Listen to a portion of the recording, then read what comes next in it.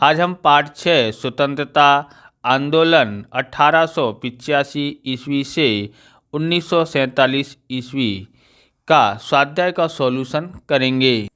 तो स्वाध्याय का पहला क्वेश्चन है, रिक्त स्थानों की पूर्ति कीजिए। पहला है, बारडोली सत्याग्रह के बाद वल्लभ भाई पटेल खाली जगह के नाम से जाने गए, तो सरदार के नाम से जाने गए। दूसरा है, गांधी जी ने प्याज चोर की उपाधि खाली जगह को दी, तो मोहनलाल पंड्या को दी। चलो दिल्ली का नारा खाली जगह ने दिया सुभाष चंद्र बोस ने। इसका हम लोग अच्छी तरह से लिख के रखा है, देखें तो यहाँ पर आपको लिखा हुआ मिल जाएगा, बारडोली सत्याग्रह के बाद वल्लभ भाई पटेल सरदार के नाम से जाने गए। दूसरा है, गांधी जी के ने प्याज चोर की उपाधि मोहनलाल पंड्या को दी थी, खाली जगह में क्या आएगा, मोहनलाल पंड्या। तीसरा है, चलो दिल्ली नारा खाली जगह ने दिया था, तो सुभाष चंद्र बोस ने दिया था। प्रश्न नंबर 2 देखते हैं, निम्नलिखित प्रश्नों के उत्तर 1-2 वाक्यों में दीजिए। पहला है, नरमवादी नेताओं में कौन कौन से नेता शामिल थे? उत्तर है, गोपाल कृष्ण गोखले, दादा भाई नवरोजी, दिनशा बादशाह, फिरोज शाह मेहता, बरुद्दीन तैयबजी आदि नरम दल के नेता थे। दूसरा प्रश्न है, गांधी जी ने रॉलेट एक्ट को काला कानून क्यों कहा? उत्तर है, रॉलेट एक्ट में ऐसा प्रावधान किया गया कि किसी भी व्यक्ति को बिना कारण बताए गिरफ्तार किया जा सकता है और विशेष अदालत में कार्रवाई करके उसे सजा दी जा सकती है। इसलिए गांधी जी ने रॉलेट एक्ट को काला कानून कहा। यानी इसके अंदर क्या था कि कभी भी किसी को भी बिना कुछ जुर्म के कभी भी क्या किया जाता, गिरफ्तार किया जाता था और सज़ा दी जाती थी। तो ये तो कानून बेकार था, काला कानून था, इसलिए गांधी जी ने रॉलेट एक्ट का कानून काला कानून कहा था। ओके। तीसरा है, भारत के लोगों ने साइमन कमीशन का बहिष्कार क्यों किया? उत्तर है, साइमन कमीशन में एक ही भारतीय सदस्य न होने से भारत के लोगों और दलों ने बहिष्कार किया था। बराबर, क्यों किया था कि उसमें एक भी भारतीय सदस्य नहीं था, इसलिए उसको बहिष्कार किया था। बराबर। अब हम आगे, तो आप ये पेन खरीदना चाहते हैं, ये है यूनोमैक्स। इसकी टिप की जो साइज़ है 1.0 mm की है, यानी थोड़ी मोटी है। बराबर। यूनोमैक्स बोल्ट्रॉन 2X इसका नाम है, देखने में भी अच्छा लगता है और लिखने में भी शानदार है, तो इसको आप खरीद सकते हैं। वहाँ पर चैनल के नीचे लिंक मिल जाएगी, वहाँ से आप जाके खरीद लेना। ओके, खरीदना चाहते हैं तो, नहीं खरीदना चाहते तो कोई बात नहीं। हम लोग यहाँ पर देखते हैं, चौथा है, गांधी जी ने असहयोग आंदोलन को क्यों स्थगित कर दिया? उत्तर है, जब उत्तर प्रदेश के गोरखपुर के पास चोरा चोरी गांव में किसानों के शांतिपूर्ण जुलूस पर पुलिस ने गोलियां चलाई तो क्रोधित भीड़ ने पुलिस स्टेशन में आग लगा दी, जिसमें 22 पुलिसकर्मी की मौत हुई। यह समाचार सुनते ही गांधी जी ने असहयोग आंदोलन को स्थगित कर दिया। ओके। तो आप इस प्रकार के वीडियो देखना चाहते हैं तो डिस्क्रिप्शन में आपको अलग अलग विषयों की प्लेलिस्ट की लिंक मिल जाएगी, वहां से आप देख सकते हो। चैनल पर नए हैं तो चैनल को सब्सक्राइब कर लेना, क्योंकि हम इस प्रकार के वीडियो आपके लिए बनाते रहते हैं। बराबर। निम्नलिखित प्रश्नों के उत्तर मुद्दा सहित लिखिए। पहला है, भारत में राष्ट्रवाद के उद्भव और विकास के लिए कौन से कारण जिम्मेदार थे? तो काफ़ी बड़ा क्वेश्चन है, आपको जहाँ तक अच्छा लगे वहाँ तक आप लिख लेना। ओके।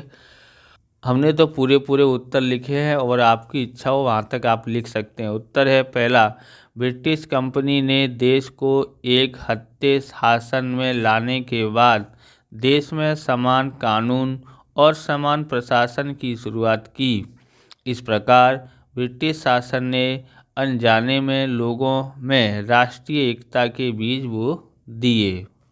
दूसरा है, ब्रिटिश सरकार की आर्थिक शोषण की नीति के परिणाम स्वरूप किसान कंगाल हो गए और उद्योग धंधों के बर्बाद होने से कारीगर वर्ग बेरोजगार हो गए थे। इस प्रकार आर्थिक असंतोष और अन्याय की भावना ने लोगों को ब्रिटिश शासन के सामने एकजुट कर दिया। तीसरा देखते हैं, अंग्रेजी शिक्षा के परिणाम स्वरूप भारत में बुद्धिजीवियों का एक छोटा लेकिन शक्तिशाली वर्ग उभरा। इन बुद्धिजीवियों ने अलग अलग भाषा में समाचार पत्रों द्वारा राष्ट्रवाद के विकास में योगदान दिया।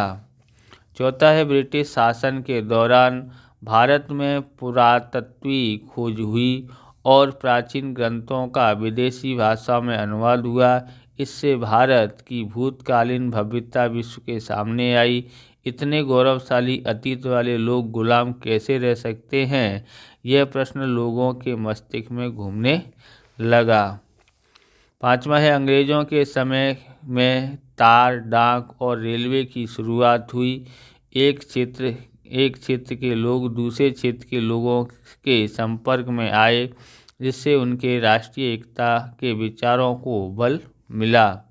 छठा है, भारतीय प्रशासनिक सेवाओं में भारतीय के साथ अन्याय, लिटन का प्रेस की स्वतंत्रता और नियंत्रण। भारतीय न्यायाधीश यूरोपियनों का केस भी चला सकते हैं, इसका अंग्रेज द्वारा विरोध आदि बातों ने राष्ट्रीय एकता को बल दिया। क्वेश्चन नंबर हम लोग 2 देखते हैं। क्वेश्चन नंबर 2 है, भारत में हुई क्रांतिकारी प्रवृत्तियों का संक्षिप्त में परिचय दीजिए। उत्तर है, भारत में युवाओं का एक वर्ग किसी भी कीमत पर स्वराज पाना चाहता था। इसके लिए वे हंसते हंसते बलिदान देने के लिए तैयार था। वे मातृभूमि के लिए अपनी जान देने के लिए तैयार थे और जान लेने की हिम्मत भी रखते थे। भारत में क्रांतिकारी प्रवृत्ति की शुरुआत वासुदेव बलवंत फड़के ने की। वासुदेव बलवंत फड़के ने पिछड़ी जातियों को संगठित करके उन्हें युद्ध का प्रशिक्षण दिया। दामोदर चापेकर और बालकृष्ण चापेकर बंधुओं ने रैंड की हत्या कर दी। विनायक सावरकर ने 1900 ईस्वी में मित्र मेला नामक क्रांतिकारी संस्था की स्थापना की, जो बाद में अभिनव भारत के नाम से जानी गई।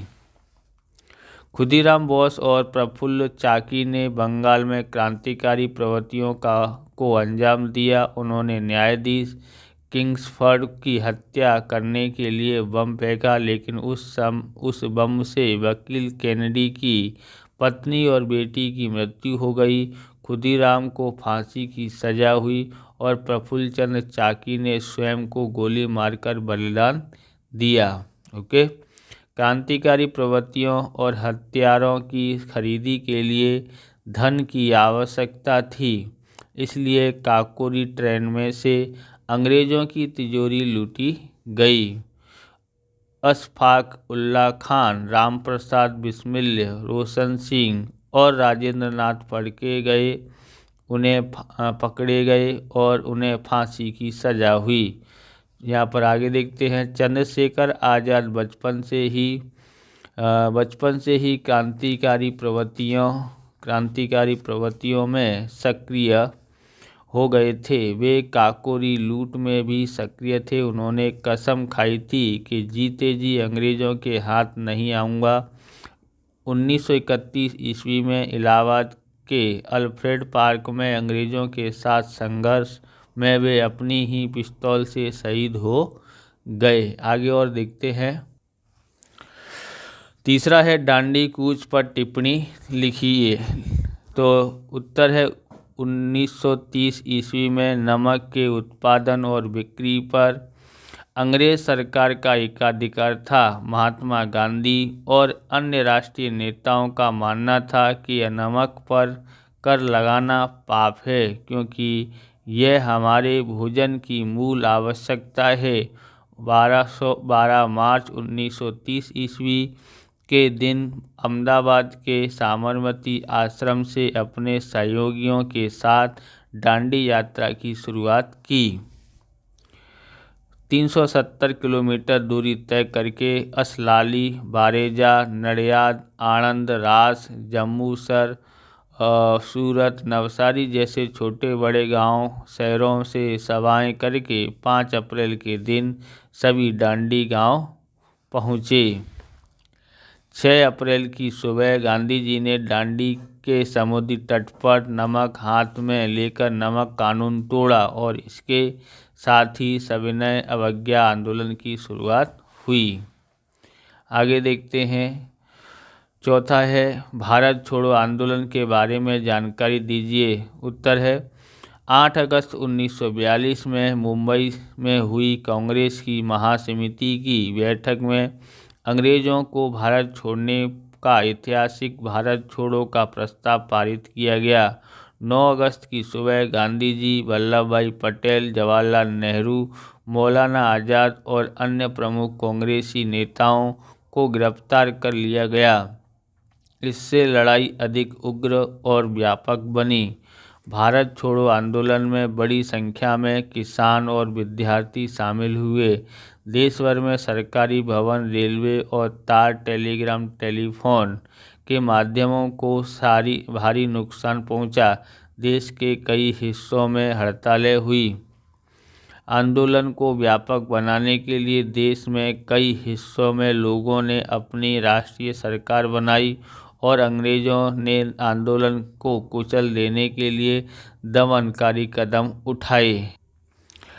1943 ईस्वी के अंत तक बड़ी संख्या में स्वतंत्रता सेनानियों को गिरफ्तार किया गया। इस संघर्ष में कई लोगों की जान चली गई। इस लड़ाई में अंग्रेज सरकार को विश्वास हो गया कि अब भारत के लोगों को अधिक समय तक पराधीन नहीं रखा जा सकता है। इस प्रकार से ये वीडियो पूरा होता है। अगर आपको हमारा वीडियो अच्छा लगे तो लाइक करें, शेयर करें, कमेंट करें। चैनल पर नए हैं, चैनल को सब्सक्राइब करें। मिलते हैं नेक्स्ट वीडियो में। जय हिंद, जय भारत, वंदे मातरम।